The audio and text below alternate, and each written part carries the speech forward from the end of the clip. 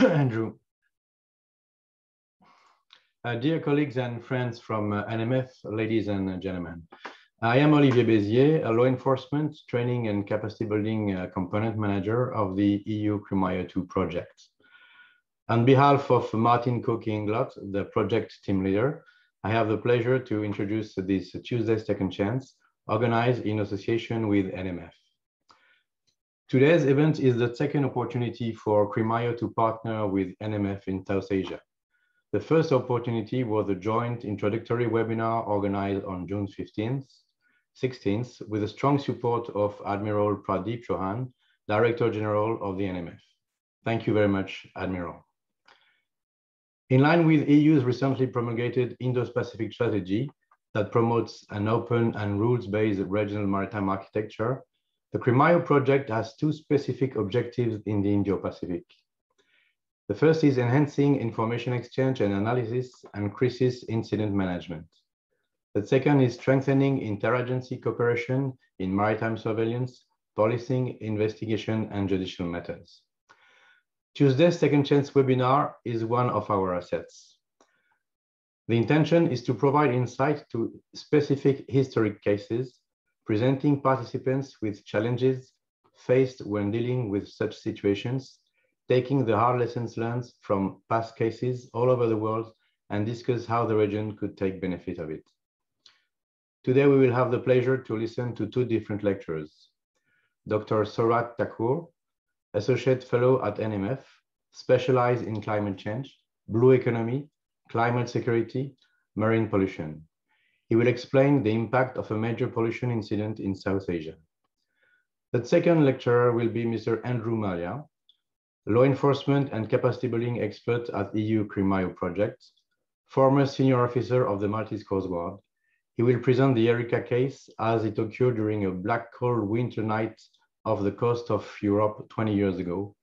And we will try to assess how the lessons so painfully learned thousands nautical miles away from here may be pertinent in the Indo-Pacific. Then Captain Sarabjit Parmar will offer his concluding remark on behalf of the NMF. Thank you. Thank you, Olivier. I would like to invite Captain Parmar if he wishes to make a brief introductory remark. Thank you so much, Andrew, and good morning from New Delhi, and a warm welcome to all participants here. I'm not going to make a very long introductory remarks here. We leave it to the presenters to give their viewpoints. But I think in today's world, where the challenges are just galloping and geopolitics is seeing a change around, the issue of sharing of information, safety and security at sea, and many other aspects that impact the ocean resources, the pollution control is one of them, and safety at sea is the second one. It's time for the world to take a step back and relook what is it that we need to share and how can we interact even much more. The spiderweb linkages are just growing in all directions, and there is a need to tap the resources which are available internationally and globally. And this is where NMF and CRIMARIO, who have been talking to each other for a very long time now, come into play. And then, of course, we also have the IFC IOR, which is also now talking directly to CRIMARIO. And I think that's a big step forward insofar as the IOR and Indo-Pacific is concerned. But I will leave it for the presenters to come out with this Tuesday's Second Chance. Is this, if I'm correct, this is the first time we are looking at this platform, Tuesday's Second Chance? This is the first joint edition with the NMF, sir. That's correct. So as they say, once bitten, twice shy. Let's not look for third chances insofar as information sharing is concerned. I think the Second Chance is a good platform and an opportunity to share our views. So Andrew, back to you. And I look forward to listening to both the speakers. Thank you. Thank you, Captain Parmar.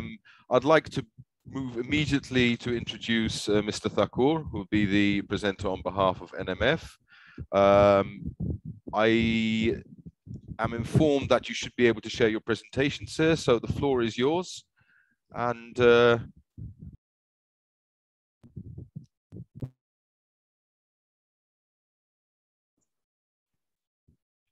okay, the sharing is working fine, sir. Thank you so much.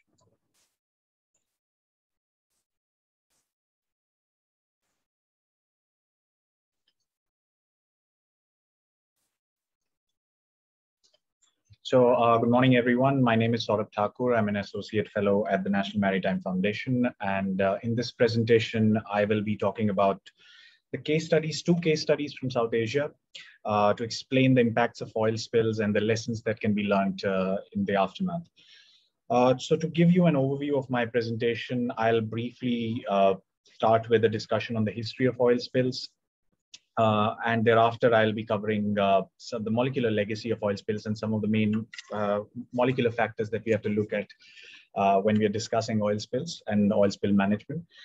And then I'll move on to the two case studies, the first being MV Wakashio, that is 2020 in Mauritius, and thereafter MV X-Press Pearl, which was this year in Sri Lanka.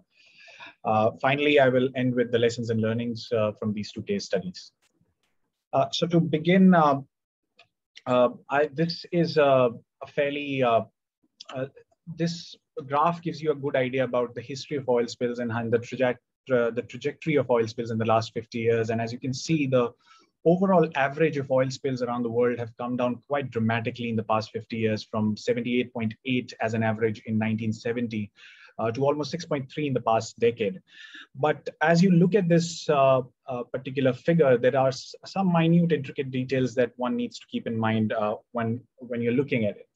So one being the fact that if you look in the 1990s per se, there were around 358 spills of medium and large size. And 73% of them, of the entire oil spilled, was basically from just 10 incidents. Now, while the number of spills have come down quite dramatically in the last decade, but the 91% of the amount spilled still belongs to 10 accidents. In fact, one incident, that was the Sanchi explosion in China, was almost responsible for 70% of the quantity of oil spilled in the past decade. So, also, the figure gives you only a half a picture because it only tells you about the medium to large spills, which is above the 7 tons category. If you take into account less than 7 tons, small oil spills, that account for almost 80% of oil spills around the world. And there we currently don't have very reliable data. Where we do have reliable data is, of course, on the medium and the large spills. And what we now know is that elisions and collisions were the major cause of oil spills in the past decade, almost making up 44% of all the oil spills in this region. And this links up to the fact that this trend can be attributed to the rise in vessel traffic and maritime trade in the age of globalization becoming a complete essential. There is also the issue of that although the large oil spills have come down quite drastically in the last 50 years, but the impact, the environmental impact and the economic loss associated with currently the oil spills that we see is fairly large. And when you add this up to the climate change problem, this problem is turning almost irreversible in many parts of the world. Pertaining to this particular presentation, the small island countries, the littoral states of Indian Ocean region are particularly affected by oil spills. And essentially, when we are talking about oil spills, we are looking at capacity building and capability building. And these two aspects I will be discussing through the case studies in this presentation today. Now on to the molecular legacy of this. Now, there are three major components, and I'll briefly go through that. The first being once the oil spill takes place, there are three basic components that you have to keep in mind.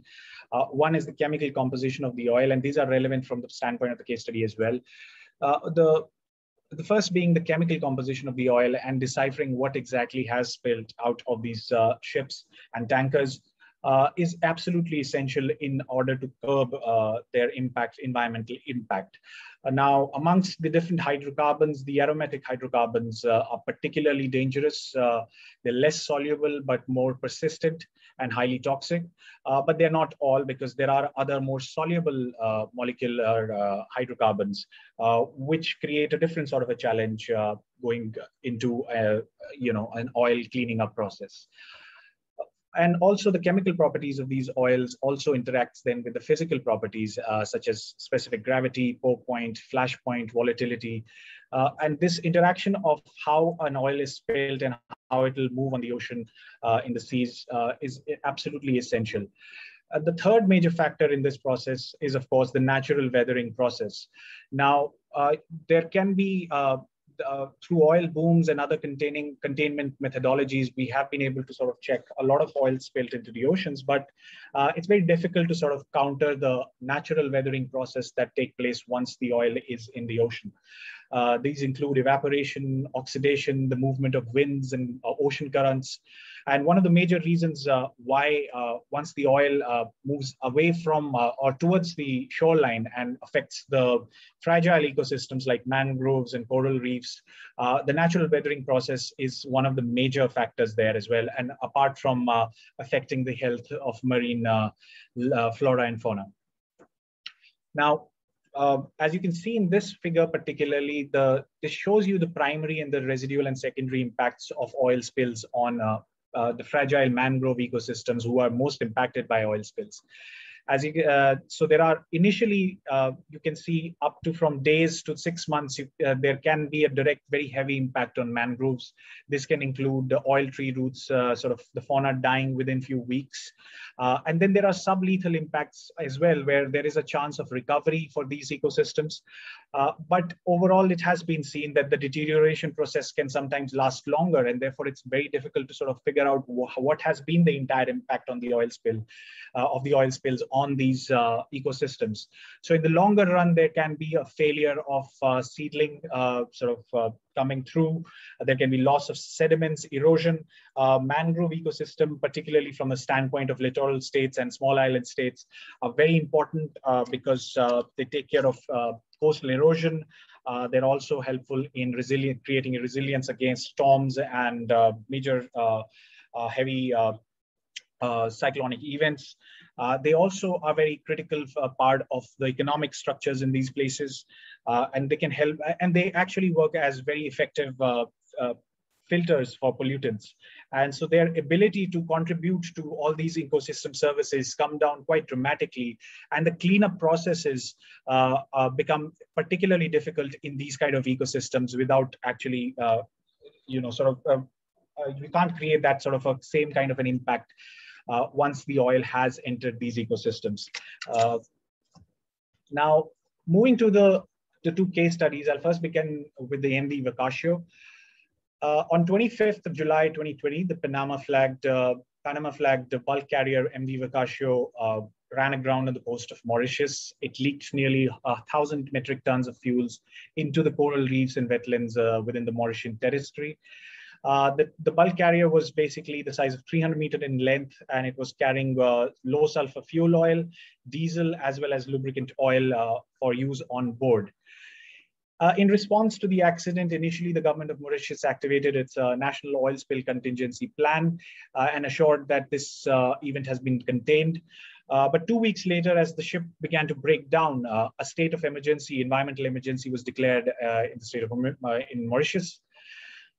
And thereafter, an international help was sorted from the Mauritian authorities, and France, India, Japan, and other international organizations like IMO, OCHA, UNDP, and ITOPF, all of them sent their expert teams to the region and helped with equipments and cleaning up processes. Now, it's interesting to note that the location of the grounding of the MV Wakashio is exactly the same as the Delbert shipwreck in 1902. So there is a sort of historical sort of blindness that you can see in terms of when you're looking at this particular territory. In fact, the Mauritian territory has almost 600 shipwrecks within its territory. So there is definitely something to be said about the history of this region as well.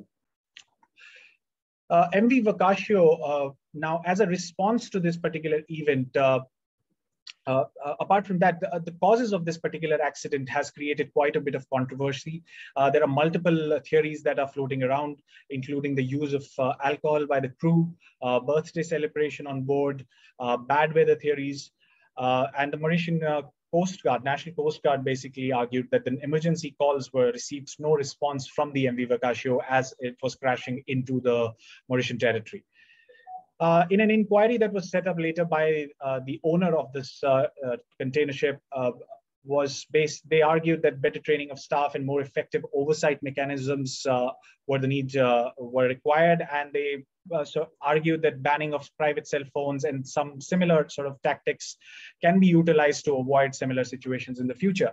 But this was not entirely satisfactory at that point in time. It has the investigation is ongoing, but there is a very comprehensive study that came out this year in the Forbes magazine, and it used the satellite assessments and argued that the MV Wakashio had been off its charted route much before it reached the Mauritian waters, and this unusual behavior almost remained unnoticed. And as you can see in this picture that was taken up from this particular study, the red line shows you the track that the MV Wakashio took as it entered the Indian Ocean. The white lines will show you the slots for the rest of the ships that were going through this region. So there was clearly there was clearly an unusual behavior to this ships right from the very beginning, which was not clearly pointed out before the event on the July 25th, 2020. Now, as to the response to the MV Wakashio, the government of Mauritius argued that the capacity building assistance was not enough, or in the sense that they were lacking the capacity to handle this particular event. Now, this is a critical part of dealing with oil spills. And if you see in the last 10 to 20 years, Mauritius has received quite a few grants and assistance from international organizations, particularly World Bank, which funded these two projects, the Western Indian Ocean Island Oil Spill Contingency Plan, as well as the Marine Highway Development and Coastal Marine Contamination Prevention Project, which lasted from 2007 to 12. So there have been quite a few measures in fact, taken by international organizations to help Mauritius deal with this problem. So it's also linked up with this question of capacity building is also the public mistrust. Right in the aftermath of the declaration of the emergency, the volunteers from local communities were asked by the government to leave the cleanup operation to the officials and other, and there were potential fines involved in this, but the large number of volunteers actually ignored these government orders and participated in the whole process. This was, they helped in building oil booms with cane trash. And in the initial days, almost 75% of the oil was contained in and around this area, in this location. But of course, that excludes the water-soluble chemicals, the VLS, which is the very low sulfur fuel. An interesting part here is that the new technologies are required for dealing with new kinds of oil, particularly the very low sulfur oil, fuel oil. Mitigation strategies will involve new kind of strategies which were not part of the training. So old methods were used to deal with these kind of different chemicals as well. There were also tampering allegations during the investigation of the oil fingerprinting process, which is absolutely critical. It is essential because it is only through this oil fingerprinting process that we can truly understand and mitigate this disaster. It allows us to understand the chemical composition of the oil spill, because at this point you can equate it to somewhat like a crime scene investigation. Therefore, the results of this oil fingerprinting process were critical in understanding their impact on the local marine life, but they also carried liability implications. So there have been some amount of allegations of tampering throughout this process as well. The decision to sink the front part of the ship in the primary whale nursing grounds was also particularly critical, was criticized, and all parties involved were criticized for this particular decision. This led to, as you can see, the front part was stowed away to an undisclosed location and sunk there, and this further resulted in carcasses of dolphins washing up on the shores of Mauritius quite a few days later after this particular event. So this was okay. So this particular, apart from the impacts that were that happened because of this sinking of the part of the ship. There was also the whole location where the ship was grounded initially. And that in itself makes this particular event, that is the MV Wakashio incident, very tragic, because it undid and is undoing years of conservation efforts in marine protected areas of Mauritius. Now, the location of the oil spill itself was in the middle of a marine protected area, which is a Ramsar size. And please excuse my French on this, but Point Denis wetlands are a Ramsar site where the ship crashed. It is also near to the Blue Bay Marine Park, also a Ramsar site again, which is home to very rich coral reefs, mangroves and seagrass meadows. Another major casualty in this process was the Ile aux Zigre Island, which is another very important natural reserve of importance in Mauritius and home to endemic species like ebony forests, Mauritian foddies, and pink pigeons. So this was a major, as you can see in this particular illustration, it shows you the entire scale of this oil spill. That will be the island and the Point Denis. And you can see the scale of this spill was pretty massive. It almost initially reached up to the 15-kilometer territory of the 350-kilometer shoreline, and the impacts thereafter have continued. There is ongoing research on the impacts as well. So coming to the second case study, which was the MV X-Press Pearl in Sri Lankan waters in 2001, earlier this year. Now, this ship was built as a 3-month-old vessel that was sailing under the Singaporean flag, and it was carrying around 1,486 containers and 25 tons of nitric acid. And it docked on the Colombo harbor on 20th of May. And almost 10 hours later, it caught fire and major explosion took place in it in the next week. Now, this 3-month-old vessel, before it caught fire, had actually sought refuge at 2 different places, which is in ports in Hamad in Qatar, as well as Hazira in India. But this was denied. Thereafter, it traveled to Sri Lanka, where it caught fire. The incident gained particular media attention because it was seen as a case of misdeclarations and non-compliance with the safety standards on board the vessel. Now, the SOLAS, which is the Safety of Life at Sea Convention, which was 1974, both Singapore and Sri Lanka are signatories to this convention, and it is now a key part of discussion going forward, especially when it comes to liabilities. Another big environmental tragedy or the catastrophe that took place, apart from the nitric acid, that 25 tons of nitric acid that fell into the ocean, was these plastic nurdles. These are basically small microplastics which are used as packaging material, which crashed onto the shores of Sri Lanka, and it's very difficult to get rid of these micro pellets. A similar incident took place in 2012 in Hong Kong, which took almost 7,000 volunteers to clean up the beaches. And yet the impact and effect of these nurdles on the tourism and the fishing industry in the region will last for quite a few years, if not decades. Now, as a response to the X-Press Pearl tragedy, both Sri Lankan Navy and the Indian Coast Guards were the first authorities to respond to this with necessary equipment, including oil containment booms and dispersant chemicals. Following the incident, the Marine Environmental Protection Authority, which is the apex body in Sri Lanka, instituted a lawsuit against the X-Press owners. They also instituted an inter-ministerial steering committee and 5 subcommittees to look into the different aspects of this particular tragedy, which includes legal action, compensation claims, environmental impacts, fishery impacts, and economic damage. Now, given the history of Sri Lanka and the maritime disasters in the history of Sri Lanka, it's quite an unnerving event. If you look at the scale, if you look at the history in the last 20 years itself, Sri Lanka has seen some massive maritime disasters. And I'll just point out to the one which was averted last year, which was the MT New Diamond. It caught fire in the east of Sri Lanka, and a major 10-week operation coordinated action was able to avert this tragedy, which could have ended up being one of the biggest oil spills in the history of the world. because it was thereafter MV X-Press Pearl has followed the similar sort of a trajectory, and its environmental impact has been very considerable in the Sri Lankan waters.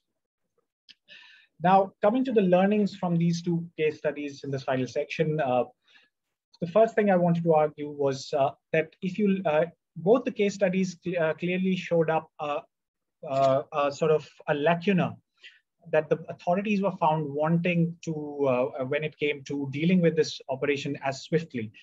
So there is definitely questions of capacity building that were brought out and capabilities of the staff that was employed in dealing with these operations, cleanup operations.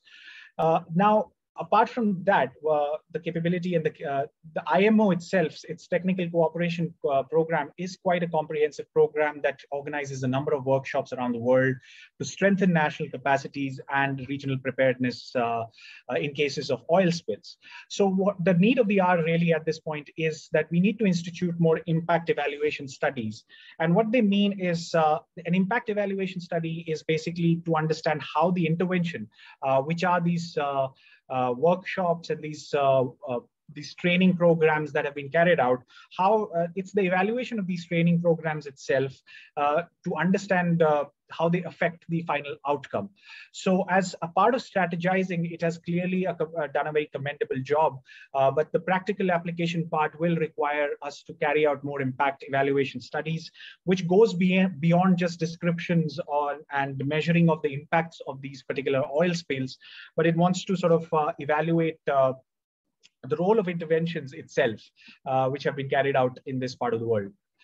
The second part is, of course, evidence-based studies of ecosystems.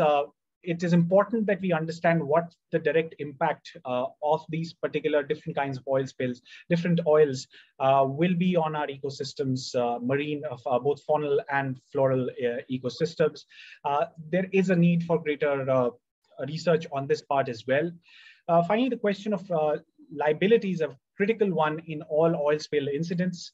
In the case of South Asia and the broader IOR, this particular incident, in the MV Wakashio incident, gives you a fairly good idea of how the liability will work. For example, the critical point to note in the MV Wakashio was that this was not an oil tanker, but a bulk carrier. So both the International Oil Pollution Compensation Funds and the Civil Liability Conventions do not apply to this particular case, although the Mauritius is party to both the conventions. What applies to this convention is the Bunker Convention. And as you can see in this particular illustration here, yeah.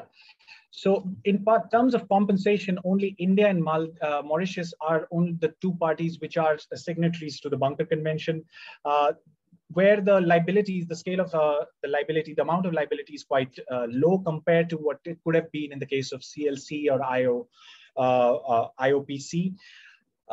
None of the parties, none of the states or the countries in the region are members of the supplementary fund, which could have also been a major source of liability action. Now, so another major part of, another major learning from these two incidents was maritime domain awareness, that it's the importance of the maritime domain awareness and how it can facilitate us to understand or distinguish what is normal from abnormal. This can be done through improvement of improved detection, collection, and identification capabilities in the region of, and also recognition of threats very early and integrating intelligence, law enforcement, information, and all other sources of data in private and public sectors. This would maximize our legitimate use of maritime domain. And thereafter, the one more issue that in these two particular incidents, especially the second one, the MV X-Press Pearl raised, was the issue of places of refuge. Because this is one area where the MDA cannot predict the accidents on board, especially such as fire. Now, in the case of MV X-Press Pearl, it sought refuge both in Qatar as well as in India, which was denied. And thereafter, it ended up in Sri Lanka. So this was a very similar story that also unfolded during in the cases of Erika and the Prestige tankers which were denied access to ports and refuge, and it ended up being in major oil spill catastrophe. Now, the whole debate around places of refuge is very complicated, and there needs to be a more contextual, evidence-based, and expert-led sort of reaction to incidents and situations like places of refuge. Finally, the issue of the organization of stakeholders through governance. What we saw in the aftermath of both MV Wakashio as well as X-Press Pearl, that there were great amount of coordination efforts by regional stakeholders, but it still could not entirely clean up or entirely effectively clean up the process or carry out the oil spill cleanup process. So apart from the national contingency program plans in the region, one way to enhance the capacity and capabilities of states, littoral states and small island states in the region could be a more comprehensive shared or a larger regional contingency plan that can effectively deal with the both capacity building and as well as capability building operations. In the case of MV Wakashio, as I had pointed out, that it crashed into marine protected areas which were home to a very rare endemic species. One of the actions that can be taken is the declaration of these particularly sensitive areas in the IOR and South Asia particularly as particularly sensitive sea areas, PSSA. This, through coordination with IMO, therefore can allow in recognition of ecologically and socioeconomically sensitive and fragile regions, and international maritime activities can accordingly be organized around these areas. So that finally, the Erika 3 package that was recently announced is a good case study, and this is something that the practitioners in the IOR needs to take a greater look at. It gives us a fairly a modern and updated approach to how to deal with oil spills and what could be the contingency measures that can be taken in this region as well. And the issue of absence of shipping industry from the Paris Agreement is unfeasible in the long run. One interesting aspect of this, as I had also indicated earlier, was that very recently the VLSFO, which was a blend developed to reduce the sulfur dioxide emissions, there was a new limit that was enforced in this year itself in last year in January 2020. In the particular case of MV Wakashio, this low sulfur oil spill was basically dealt with old technologies and old methods of mitigating this disaster, which are not very effective. So as the shipping industry evolves and deals with the issues of net zero emissions and energy transition, the mitigation measures and oil contingency planning also need to update itself with new technologies and new knowledge on these matters. I'll end there. Thank you so much for your attention. Mr. Thakur, thank you so much for that presentation. It gave us a very, very interesting overview of two particular case studies in your region and also some of the lessons learned. Unfortunately, the same lessons were learned many years ago in the Erika case, and it's very difficult to see these being spread across the global environment and being implemented. I'd like to ask everybody to hold any questions you may have for now. We'll move straight to the second presentation, and on completion of the second presentation, we will then go to questions and discussion of the points which have been raised. So I'll begin by sharing my screen.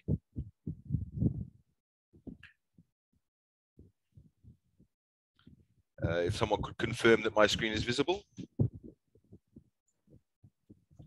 It's visible, and please continue. Thank you very much. So today's Tuesday Second Chance is about motor tanker Erika, which broke up and sank off the French Atlantic coast a long time ago now, in December 1999. So it's quite a historic case, but as already pointed out, the lessons which occurred from this case are still very relevant.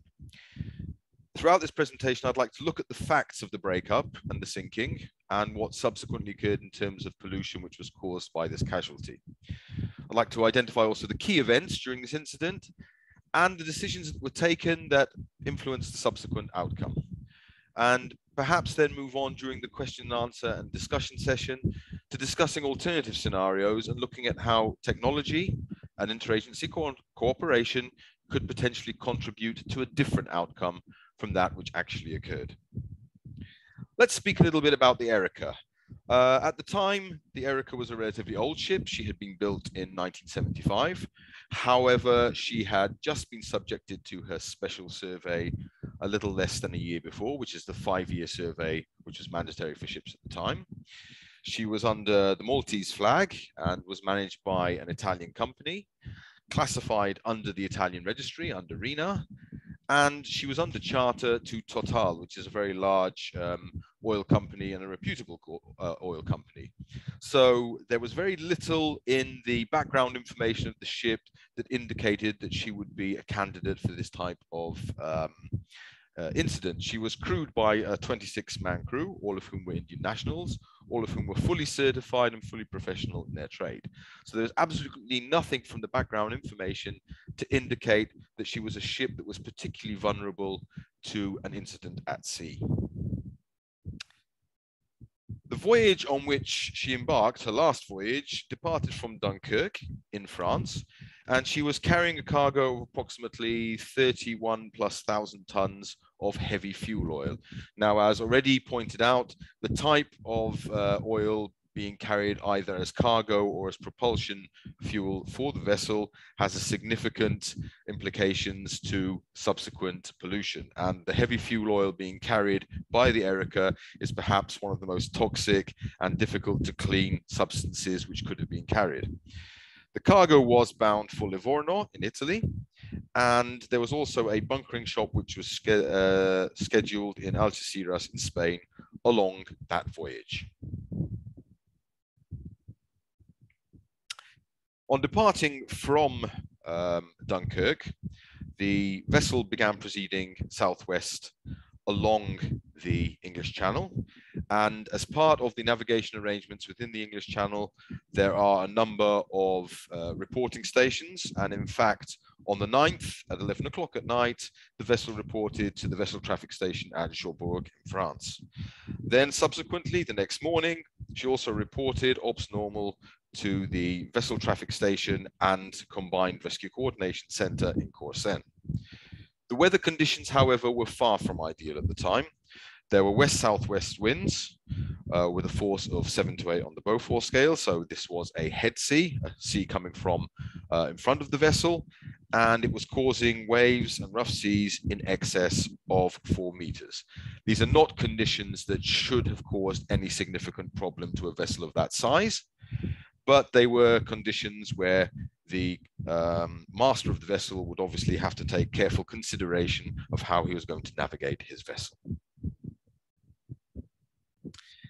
Subsequently, the weather began to also worsen, and the winds increased to force 8 to 9, and the seas began to increase to above 6 meters.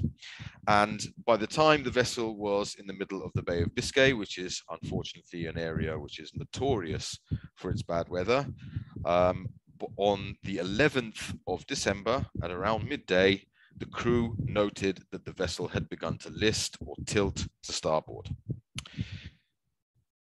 The actual first distress message, the first message which indicated to shore authorities that the vessel may have a problem, was transmitted about an hour and a half later at 14:08 hours. And this was transmitted on Inmarsat Charlie. So it was transmitted by satellite to the various rescue coordination centers in France. In addition, some 10 minutes after that, due to the list and the seas which were causing this list to increase, the master decided to turn his vessel to run before the seas, so to bring the sea from the stern of the vessel, and in doing so immediately saw an improvement in the list from 15 degrees, which is quite a heavy list for a vessel of that size, to just 5 degrees. So it was now proceeding towards the shores of Western France, running before the storm. Once he had turned his vessel, it became safe to deploy Pearsons onto the deck to inspect the vessel for potential damage. And during such an inspection, at about 14:30, the Bosun's mate noticed that there was buckling or folding in the deck plates, and there were also cracks in the deck plates just forward of number 2 ballast tank. Number 2 ballast tank, in the case of the Erika, was just forward of the superstructure. The master, however, then informed the French authorities that the tilt of the vessel was under control, and this information was passed from the coordinating Maritime Rescue Coordination Center, which was MRCC Etel in this case, to the Naval Operations Center in Brest. This was passed to the Naval Operations Center due to the organization within France, where a Préfet Maritime, who is the ranking naval officer of the region, is responsible for all incidents at sea. So therefore, all information regarding potential incidents at sea is passed to the Naval Operations Center. Based on the information they were receiving, their decision was, let's keep all our search and rescue aircraft and helicopters on standby, but we do not need to take any further action at this time, because the master appears to have the situation in hand. Clearly, in this case, due to the weather conditions, the deployment of surface assets was not really an option. There was one and only one voice contact between the MRCC and the master of the Erika. And I make an emphasis on this because when you are speaking directly to a person, the feeling you may get for the situation is clearly a lot different than when you are receiving written messages. And this occurred at 14:55. The master confirmed that he had the situation under control, and he also confirmed that he required no further assistance. What he did not mention, unfortunately, was the fact that he had cracking and buckling of the deck plating, so that there were structural issues with the vessel. This was not mentioned during the conversation. Less than 20 minutes later, in fact, the master again used Inmarsat Charlie to cancel his previous distress message and change this to a sécurité message. So now instead of saying my vessel is in imminent danger, he's now saying my vessel has issues, it has a problem, however, the situation is under control, but you should be aware of this.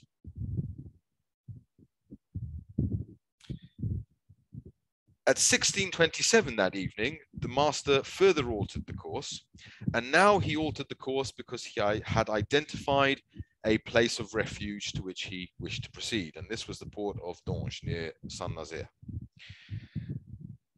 About an hour later, he also cancelled the sécurité message and informed the MRCC that he was now proceeding to this port of refuge. So now, no longer does he even have any concern about the safety of the vessel. The feedback he is giving to shore is the vessel is absolutely fine. As a precautionary measure, we are now heading to a port of refuge. And in turn, the MRCC relayed this information to all the relevant authorities. It's important to note that now by 5:30 in the afternoon, evening, it's getting dark, it's winter. However, the authorities ashore do not have any information that the Erika is suffering from structural issues. The MRCC did query the master of the Erika regarding his intended port of refuge, and he confirmed that this was the port of Donge, and he provided an ETA of about 1800 hours the next day, so about a 24-hour steam from where he currently was to this port of refuge. It was only much later that evening, at 9:15 in the evening, that the managers of the vessel, who had also been in contact with the master, gave an indication to the French authorities that the vessel may be leaking oil and that this was due to structural damage. In fact, the master of the Erika confirmed this later on at 22:50 in a message sent to the MRCC Etel. To exacerbate the situation, sea conditions worsened further. And although it may feel very comfortable to have the sea coming from behind the vessel, the reality is that the following sea can actually cause more stresses to a vessel than a sea which is coming either from the beam or from ahead. And the vessel, in fact, began to develop that list, that tilt to starboard again. Throughout this period, the MRCC were desperately trying to contact the master, but were unable to do so until 4 o'clock the next morning and confirmed the position of the Erika at that time.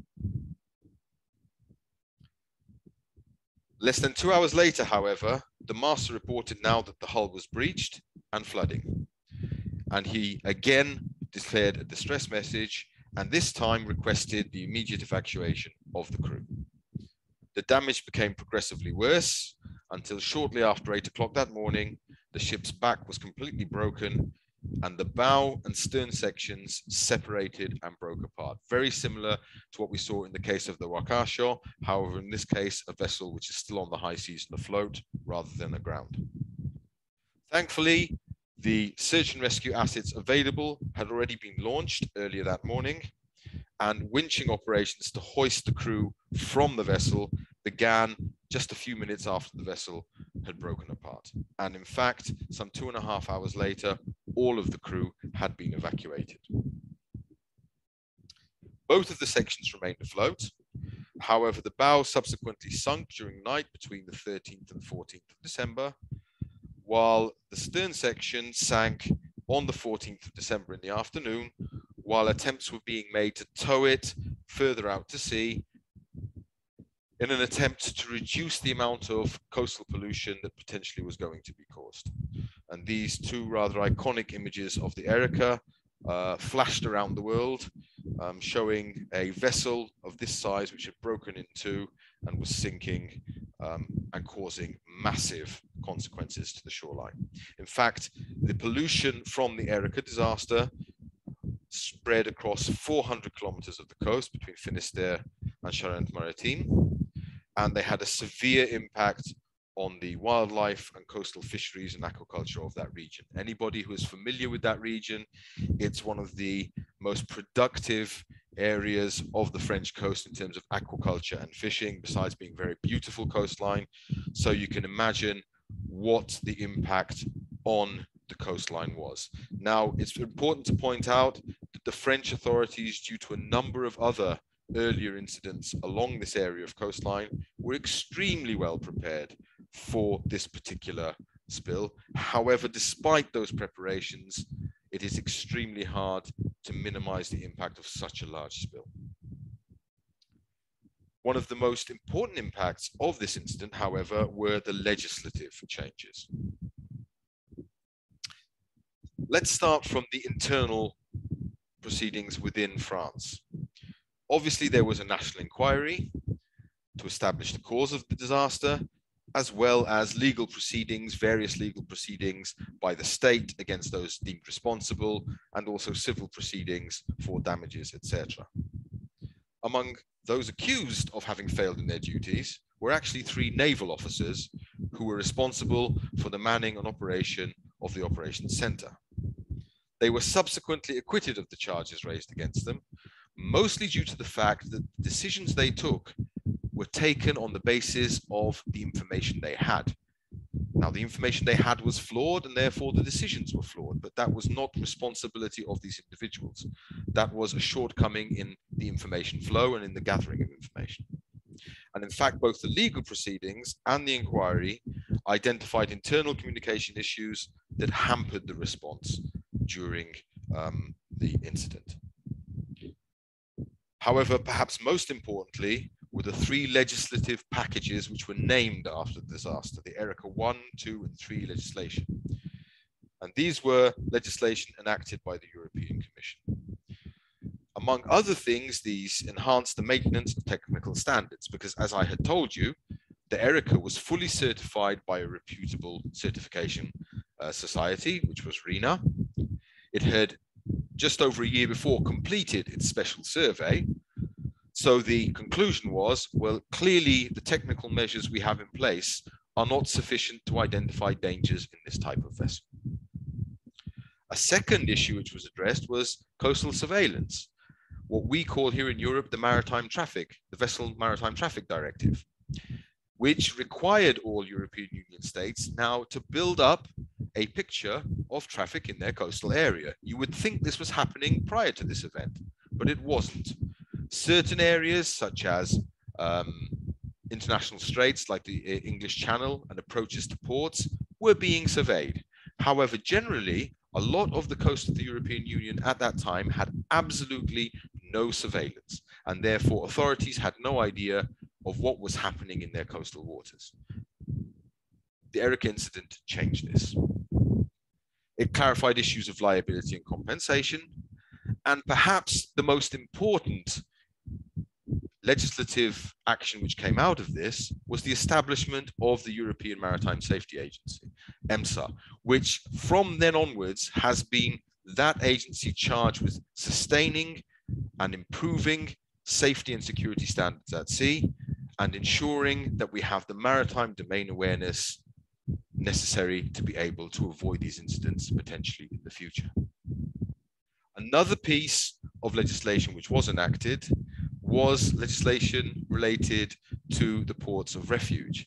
And as Mr. Thakur pointed out, this is a very thorny issue. And it's perhaps even more thorny here in the European Union, because our legislation potentially requires a third country within the European Union to accept a casualty which is potentially dangerous to the whole European Union.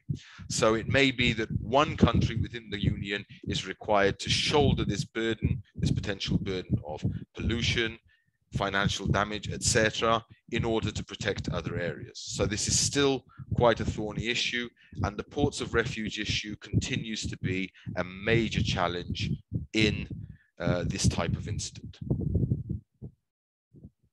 So in summary, the Erika incident involved an aging vessel which had been inadequately maintained, although at the time that was not known because it was subjected to the regime as the regulatory regime as it existed.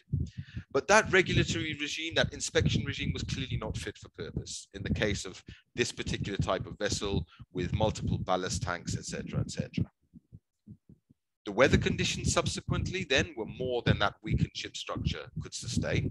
It should have been no problem had the vessel been in good condition, but under the circumstances with the weakened structure, they were too much. The master did not adequately communicate the gravity of the situation to the authorities, because potentially, had he done so, the intervention of salvage tugs to bring the vessel further away from the coast could have happened up to 24 or potentially even 36 hours earlier. And there were communications difficulties, which made this accurate appraisal a lot more difficult. Communications difficulties between the ship and shore, and communications difficulties within the various administrations involved. And for long periods of time, the shore authorities had no accurate idea of where the vessel was. So there was this lack of maritime domain awareness, which obviously made it very difficult to understand the full import and the full implications of this incident until it was unfortunately too late. Some points to ponder, which could perhaps inform the questions and discussion which I'd like to move to in a few minutes. Could the French authorities potentially have implemented operational measures that would have improved their response? What could have been done from the operational perspective that would have improved the response to this particular incident?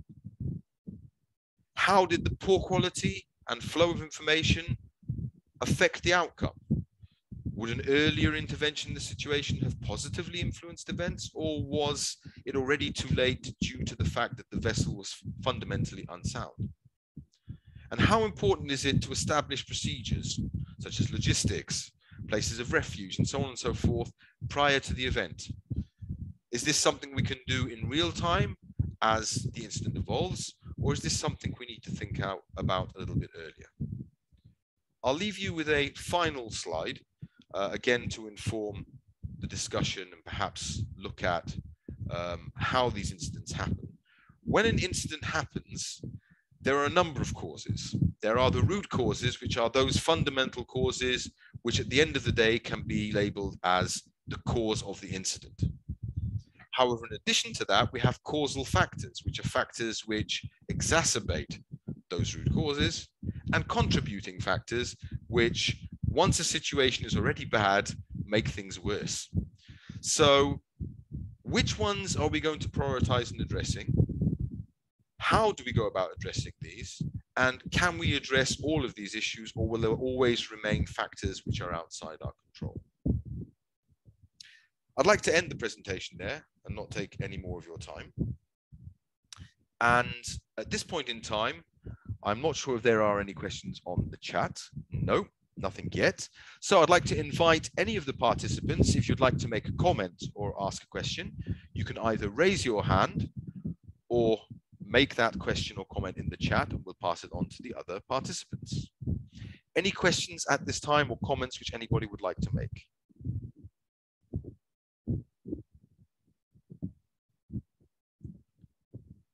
Mr. Thakur, are you going to intervene? No, I'm just waiting for the questions. Okay, sure, brilliant. Any questions or remarks or comments? While we're waiting for those, as you can see, unfortunately, many of the lessons the very difficult, painful and expensive lessons which we learned here in Europe back in 1999 are exactly the same lessons which Mr. Thakur pointed out in his presentation regarding 2 incidents much later on. So it's a very difficult learning process, and a very painful learning process, and a very expensive learning process in terms of livelihoods and money. Any questions or remarks from the participants?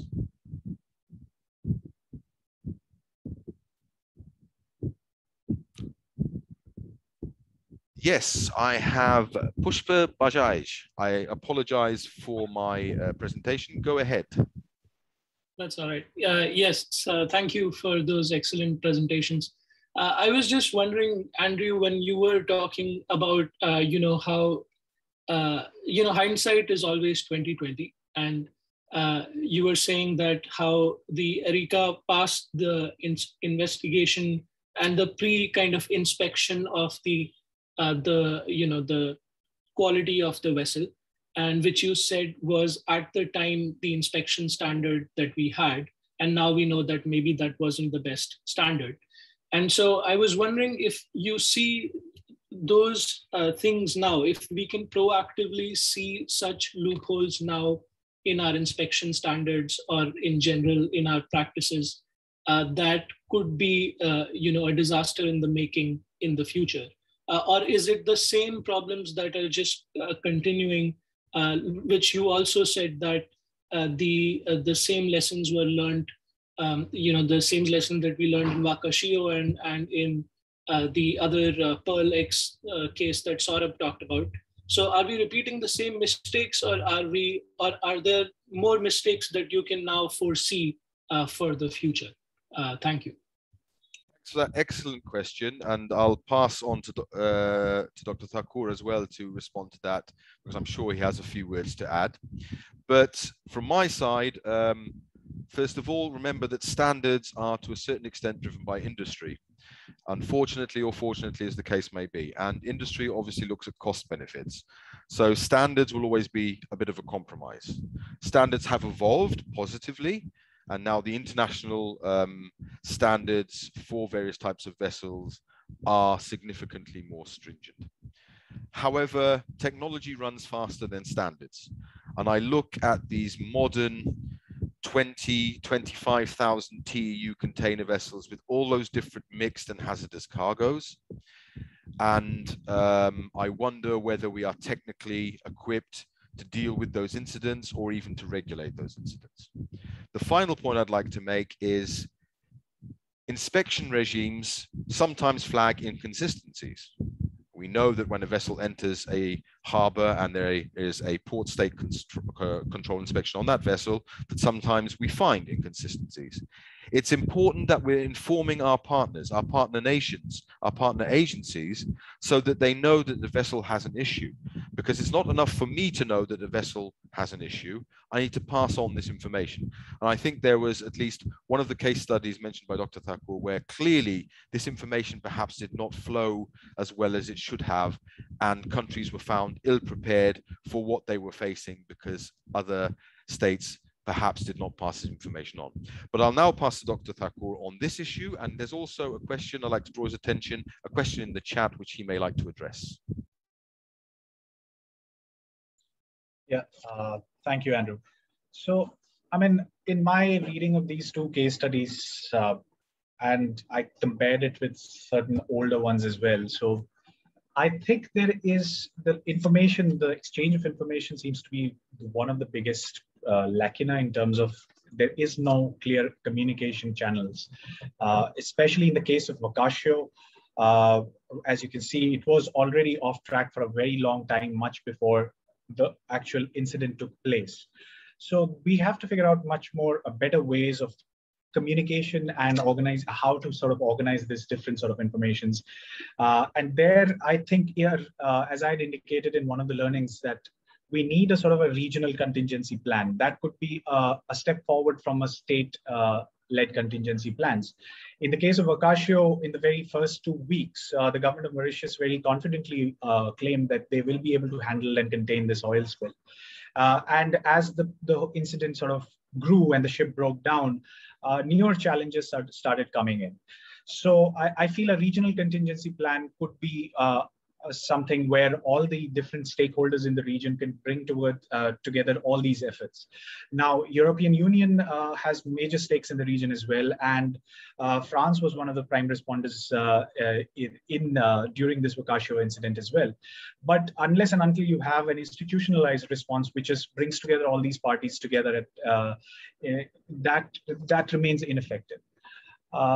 To the question that was posed about the tarballs in monsoon, so this is again, it's been described as a routine phenomena on Indian coastal areas. Every time the monsoon winds hit, you see a lot of garbage and these tarballs washing up on the shores of Bombay and other parts on the western coast. Now, in the question of small oil spills, and linking it up with tarballs, the data is not reliable at this point because you don't have data point, you don't really have a clear indication of what the source of these, there are multiple sources of these small oil spills. In a case of a medium to a large oil spill, you have a clear, like Andrew talked about, what are the causation factors here. But in the case of small oil spills, the causes are multiple and very complex to understand. So that's one of the bigger challenges. So a technology perhaps could play one big role here in figuring out how to sort of document these small oil spills as well. On the question of tarballs, community response becomes very critical.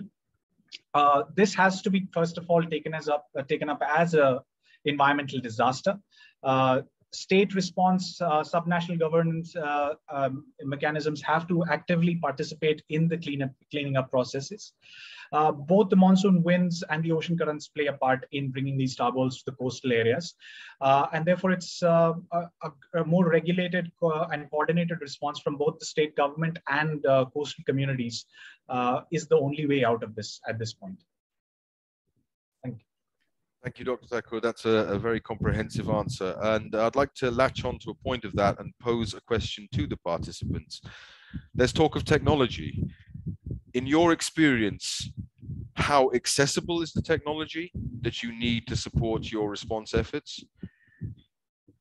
How expensive is that technology? Is it affordable to the regional states? And how much real benefits do you feel that it brings to your response to this type of incident? Because technology for the sake of technology, unfortunately, does happen. But there are also technologies which can have a very useful and real impact on these particular issues. So how is your experience, or what is your experience with technologies in this region? I'm not sure if anybody would like to respond directly to that question.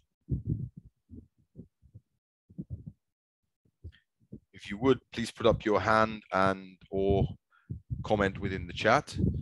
While I'm waiting for responses to that, I will tell you a little bit about the European experience of technology.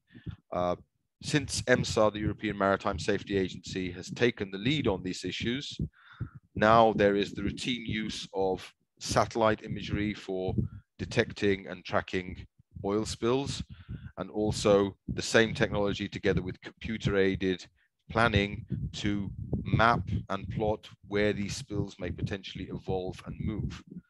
But these technologies are extremely expensive, and In our case, we have the advantage that they are provided centrally to all members of the union, rather than having to pay for them individually. The other technologies, as in response technologies, are also now centralized, and EMSA has pre-prepared vessels on charter in 3 or 4 locations, which any member state can then ask to use in the case of an oil spill. So how do you feel that technology has impacted this particular region? Not sure if there are any views or remarks. And how important is this pre-planning of procedures?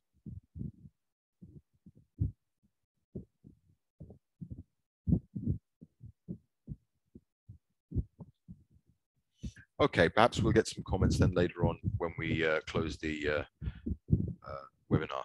Another point which has come out very much from the points that Dr. Thakur has made is the importance of regional cooperation.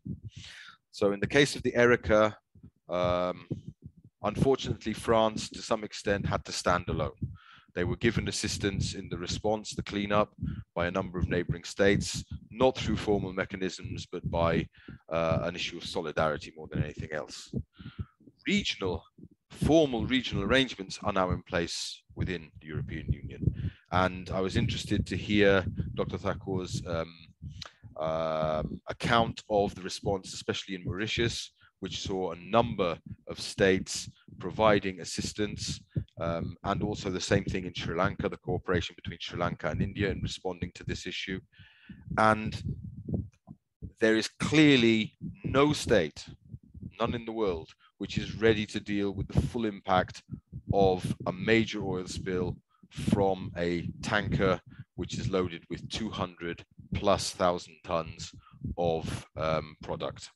Unfortunately, we cannot afford to keep those resources on standby just in case, and the scope of such a disaster would be unimaginable, especially for small island states, like, for instance, the state I come from Malta, places like Mauritius, the Maldives, even Sri Lanka, which are so closely tied in their economy, in their social structure, to the maritime environment. So the impact would be terrible. It would be life-changing for the state, and clearly the resources which that state could bring to bear would likely be inadequate, not from lack of preparation, but purely due to the magnitude of that event.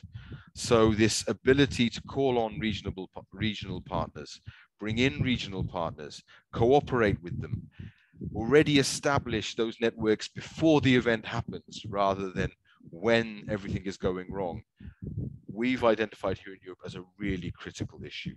And I encourage that sort of interaction, both on the basis of these type of webinars and clearly on a more substantial basis, because it is the only way to respond. Dr. Thakur, I can see you nodding. You seem to be agreeing with me, I hope. I'm not sure you'd like to make a quick comment on this issue of cooperation. Yeah, I think just to add on to, it's a very blanket sort of a term, cooperation. When you break it down, particularly in the cases of oil spill, there are multiple lacunas that you can see already, especially in the small island, like you mentioned, the small island states. There is a clear opportunity there to develop very site-specific planning. Now, in the case, as I had indicated in the Wakashio's case, there have been similar incidents at the similar locations in the past, but we have no idea about what exactly has been the learning from those itself. So if there can be a closer cooperation in collecting, let's say, geographical understanding of this particular area, that could be a step in the right direction as well. Mapping of this area can help us in creating strategic maps to dealing for decision makers in the while it's during the spill, or even post-spill. So we have to break it down, this cooperation into its different elements, I think.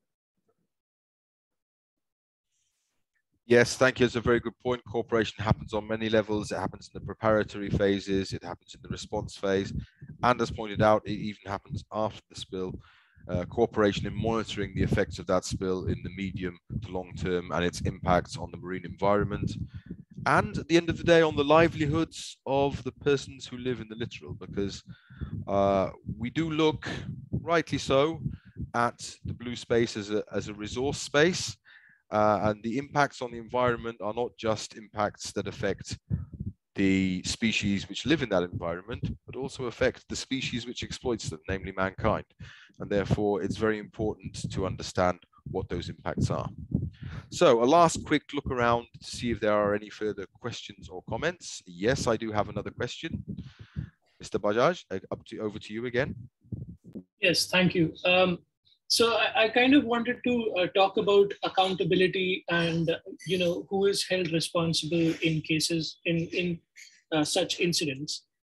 So we have done some research at the National Maritime Foundation on the carbon emissions of the shipping industry and who is to be held responsible for that. I think the question is the same here, that when you're talking about the environmental impact of the shipping industry, whether it's through carbon emissions or through oil spills and such incidents, because the shipping industry is this international kind of a structure where you could have the flag state be different from the owner of the ship and the cargo and the crew and so on.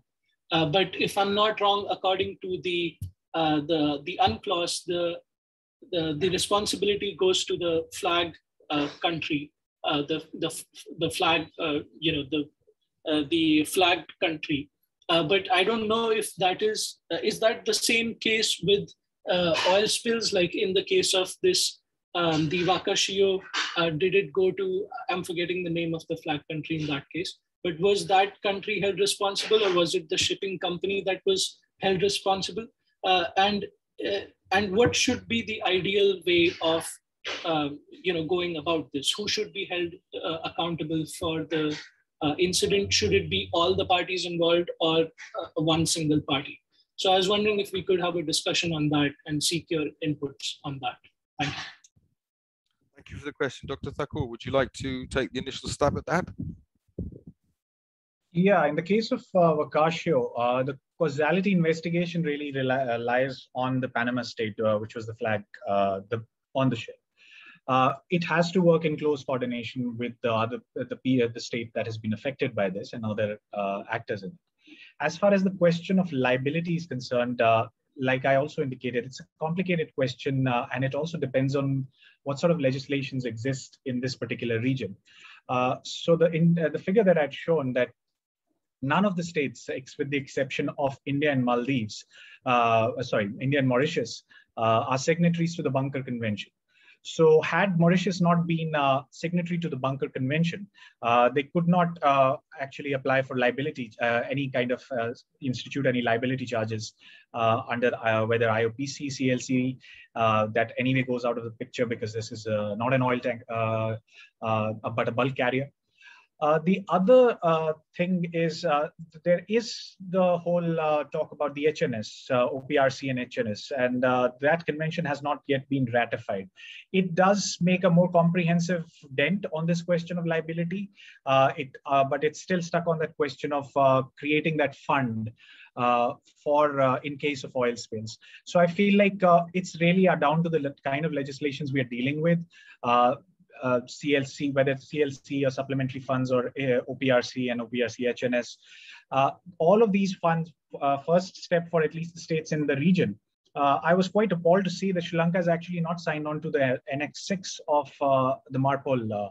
And similarly, you can see none of the states have signed on to the supplementary fund itself. So there are clearly legislative responses to this problem that states in this region have to first of all take as a first step. Thank you. I'd also like to point out the fact that, unfortunately, as however many good ship owners there are and good shipping companies there are the less good ones. And the ownership / operation / management of that ship will be constructed in such a manner as to make it as difficult as possible for liability to be pinned to any entity related to that ship. So it can be an extremely difficult issue in establishing liability. The flag state has responsibility to regulate, but at the end of the day, the liability, as in the financial liability, will come down to some element of the ship owner / operator or cargo owner, because the owner of the cargo on board the ship is obviously yet another party, and their insurers, who have established the funds which have been mentioned to offset these disasters.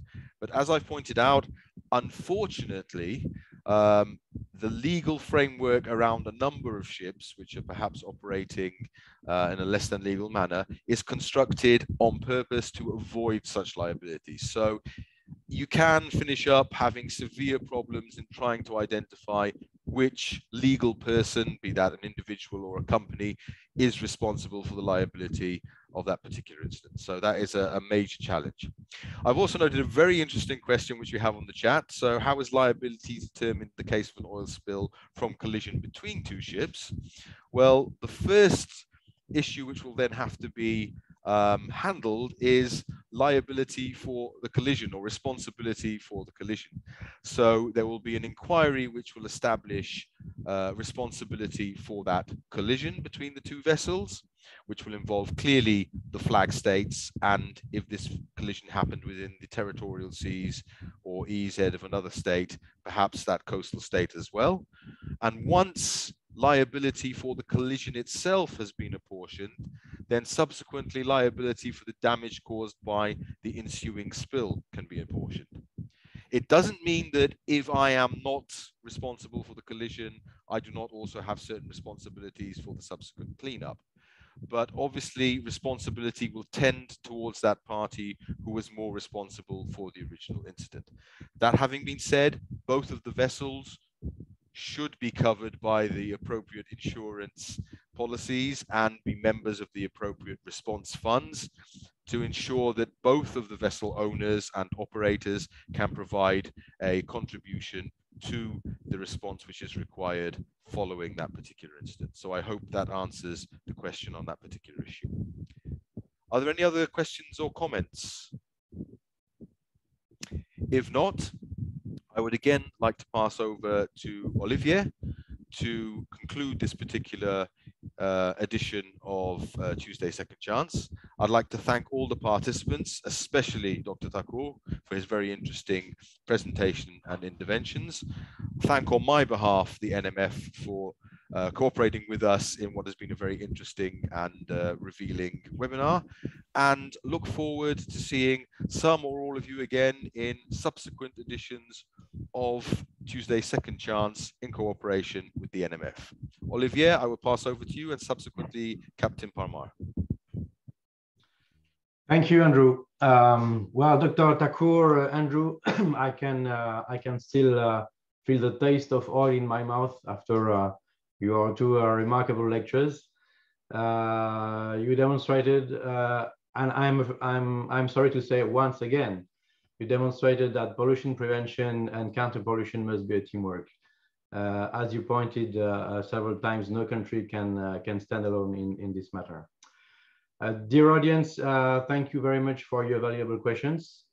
Thank you also to Isabel Garcia-Vinson and her counterparts in NMF who prepared this event. And last but not least, thank you very much to the NMF who welcomed and co-organized this event. Captain Parmar will now offer its concluding remarks on behalf of the NMF. Thank you.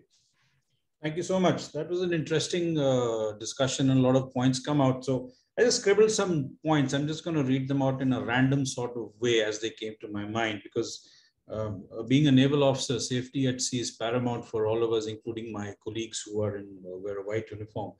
So if we are looking at oil spills specifically, and so can we actually stop them?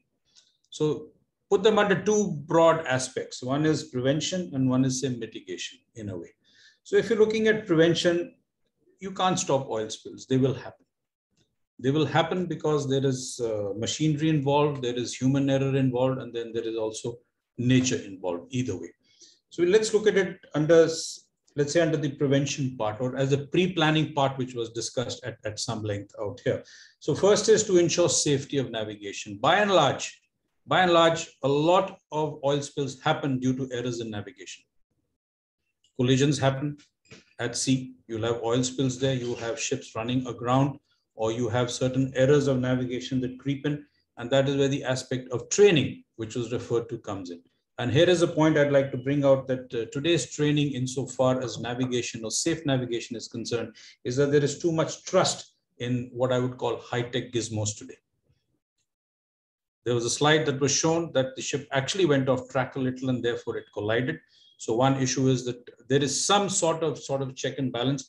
And this is something that in my discussions with my counterparts in other navies, especially the US Navy, which has also had a spate of accidents. In one recent one, I think a year and a half back, was in the Strait of Singapore.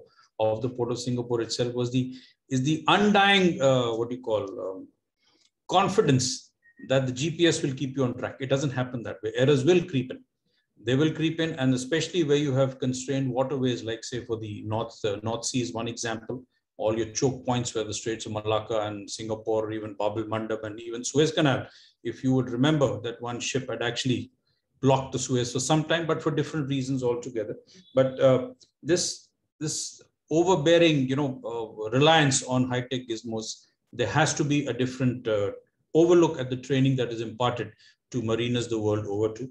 And this is one way of looking at it. And if you look at also the oversight mechanisms which were mentioned, and one more point that comes, what was discussed, is maintenance of ships and the clearance certificates that are given by the people who examine such ships. So safety standards vary. There's very little that can be done. There was a discussion on conventions. So one point that always comes to mind is that are conventions legally binding? By and large, they're not. So therefore, it is just faith that a nation or a flag state or a company, for that matter, would adhere in letter and spirit in show. So if the maintenance of ships, especially aging ships, is a concern, then perhaps it's time to look at an age limit for ships to be at sea. Like I can tell you, in India and especially New Delhi, petrol vehicles which are beyond 15 years of age, you do not get a re-registration, just as an example. Since we're talking about CO2, carbon dioxide also, is that perhaps maybe a look at age limits is going to be a very uphill task. You'll have the companies up in arms, you'll have the insurance company up in arms, because they thrive on insuring old ships. So that's maybe an aspect that can be looked at, that an age limit for ships to be put at sea, or specific ships whose cargo is potential for more danger as far as ecology and the maritime environment is concerned, specifically oil, specifically LNG ships, all those that carry high volatile cargo. For your information, I'm not sure how many would be aware, but all the mariners who sail on board these ships which carry volatile cargo, and one example is CNG or LNG or PNG, you're forbidden to smoke. So that's one sort of an issue. This is just sort of an example taken that this is the type of cargo that needs to be handled carefully. Coming to mitigation, I will just stick to certain issues. One is cost penalties. I'd like to stick to that. And the second point was the ports of refuge. Aircraft, when they get airborne, being a pilot, I can also share this with you, that every time you get airborne on a flight plan, you always fill in a diversionary airfield. That if your destination airfield is not available to you for whatever reason, you can divert to a nearby airfield. And there are calculations of fuel, time, and space that are done to come to that diversionary airfield. But as Andrew, you mentioned, this issue was discussed after the 1999 Erika incident. How many ports would be available which would provide the necessary facilities for the gamut of emergencies that a ship may face, whether it's leakage, whether it is fire, and depending upon the cargo, that would that port be able to handle that sort of an emergency? The example which comes out very clearly is that the ship that sailed from Hazira on 15th had a problem on 11th May itself. But the port itself did not have the ability to address that particular issue. So that's one issue that needs to be looked at, is that can it be done? And therefore, would flag states be willing to invest in this? And then, of course, companies, remember, companies always follow the shortest route. For them, time is money. And therefore, if they have to divert off, then, of course, there's a penalty that has come. And if that responsibility is the master's, and I'll come to that insofar as safety is concerned, you're looking at a different angle altogether. And at this, I'll come back that when you look at mitigation and cost penalties, remember, there are three entities involved. One is the nation, whether it's a flag state or whether it's a cargo carrier or the state whose cargo it is, the company and the individual. By and large, in all these incidences, we have seen that the individual gets penalized. The company and the nation simply wash their hands off. And that individual is generally the crew of the ship, not the company. And if you are looking at, Saurabh correctly brought out the gaps in the conventions, if you try to ensure a full signing of the conventions, the insurance companies are going to have a field day. An example I can give you is the hiking in insurance premiums of the Horn of Africa. When piracy was there, you're going to see a spate, or maybe a spike in insurance premiums if companies and nations decide to actually follow the conventions in total. Cost. That is a major factor insofar as companies are concerned. Therefore, the first person who's hung out to dry is either the master or the chief officer of the ship, whose responsibility is the safe loading of the cargo. So therefore, the example, Andrew, which you gave of, say, Erika listing to starboard, that can only happen if you have a shifting of cargo. First things, when you look at stability. Whose responsibility? Definitely not the flag state. That responsibility remains with the chief officer and, of course, the master of the ship. So again, where would you pin the responsibility? It's very easy to sue an individual and throw him in jail rather than take on the company or the flag state as such. One issue I'd like to highlight here is absolutely is misreporting. And that's something that has been covered because that impacts pre-planning. And you brought out very clearly, Andrew, that 3 naval officers were taken to task, but they can only take action or pre-planned action if the master or the ship reports the incident correctly. In both the cases, which was of Colombo and of course with Erika, there was a misinformation of the situation on board. And therefore it is left to a last minute ditch effort that now what do you do? So if you don't have the right information, your pre-planned activities do not matter. Your plans, contingency plans do not matter. So therefore, there's an issue of misreporting. Again, the onus is on the master of the ship because he's responsible for the safety of the ship.